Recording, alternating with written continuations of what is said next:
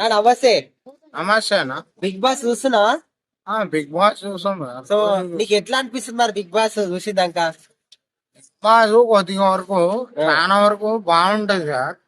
కాకపోతే ఇల్లు కొట్టుకొని మార్కులు ఒక్క భోషణం అని ఇల్లు చూసుకుంటారు, అదేమో మనకు అర్థం కాదు. సరే అదేంటంటే కూరగాయలు టమాటా లేదనో అదే అదే ఇదో టమాటానో కొట్టుకునేది అది గుడ్లు లేవని ఈడ జీవితాలు పోతున్నాయి, తెలంగాణలు పోతున్నాయి, రాష్ట్రాలు పోతున్నాయి. అది బాధపడకుండా నా కూర ఏం చేశారు, నా టవల్ ఏం చేశారు, నా కచ్చిప్ ఏం చేశారు, నాది అది ఏమైంది, నాది ఇది ఏమైంది అంటే అది కాదు. మీరు పోయారు సరే పద్ధతిగా ఉన్నారు, చాలా వరకు మీరు కరెక్ట్ గా చేస్తున్నారు. చేసిన కాడ మీరు యాడ్ నిలబడుతున్నారు, నిలబడటం లేదు. నిలబడకుండా పప్పు లేదు, కూర లేదు, రోటీ లేదు, చీర లేదు,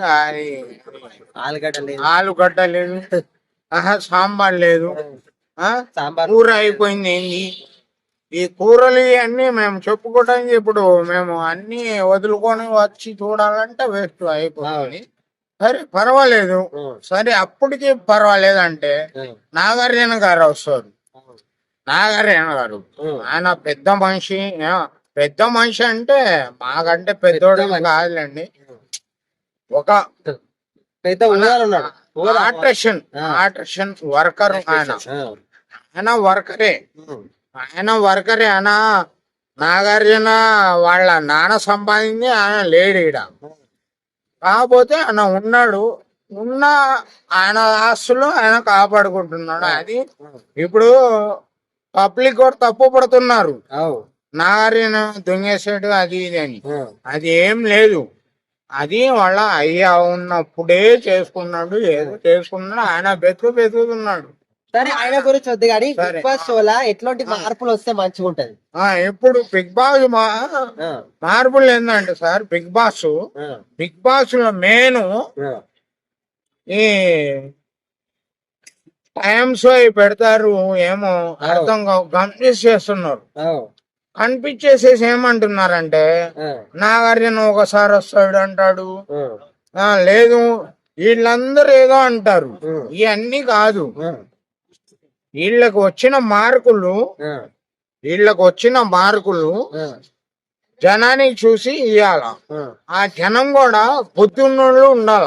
బుద్ధి అన్నం తినేవాళ్ళు అయితే ఒకటికి వేస్తారు. బుద్ధి ఉన్నాడు అంటే మా అయ్యా నాకేమన్నాడు తెలుసా, 10 రూపాయలు బుద్ధి కొనుక్కొని రాబోరా అన్నాడు. అది ఎట్లా కొనుక్కుంటావు?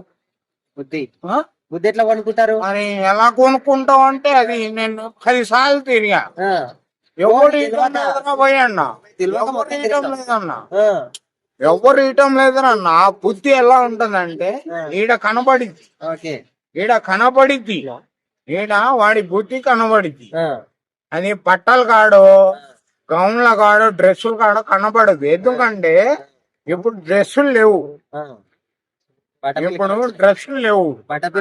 ఓపెన్ అమ్మ దుల్హన్యా అని ఇస్తున్నారు.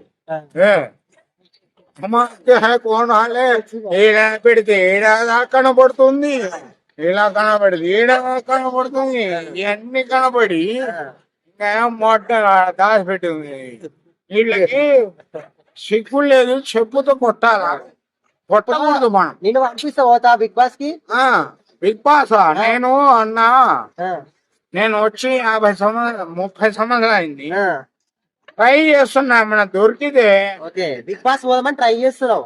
బిగ్ బాస్ కానీ ఇవన్నీ ఏదన్నా కనబడితే మనం పబ్లిక్ కి హెల్ప్ చేయాలన్నా, మనం మోసం చేయవద్దు, హెల్ప్ చేయాలి.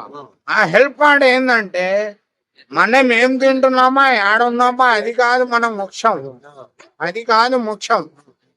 మనం చేస్తున్నది ఒక్క ఏదైనా. నాగార్జున అడగొచ్చు కదా మరి నువ్వు ఇట్లా బిగ్ బాస్ లో పోతా అని. ఆయన కనబడతాడన్నా, అటప్పుడు స్టూడియోకి పోయి అడుగు అని.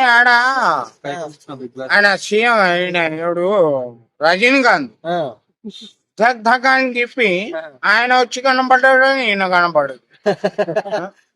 ఈయన ఎస్ఐ పైన కూడా కనబడాల. నువ్వు పోయి ఏం చేస్తావు బిగ్ బాస్ హౌస్ లో? నేను పోయా వాళ్ళకి, సార్ నేను ఒకటే చెప్తున్నా, ఫ్యాన్స్లకు కావాల్సింది ఏంటంటే ఫ్రీ మోషన్ కావాలి. ఫ్రీ మోషన్ అంటే ఇదో ఇలా వంగిపోవచ్చు, ఇలా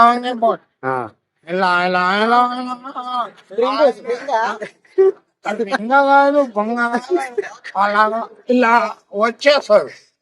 అది ఆడది మొగది అంటారు, అంటే అది తేడా చూడటంలో ఉంటది. ఇప్పుడు మగోడు చూసినా అలాగే ఉంటది, ఆడది చూసినా అలాగే ఉంటది, ఆడది చూసినా అలాగే ఉంటది. అది కాకపోతే ఒక్కటి, బిగ్ బాస్ ఇప్పుడు చాలా వరకు బాగుంది. Thank you.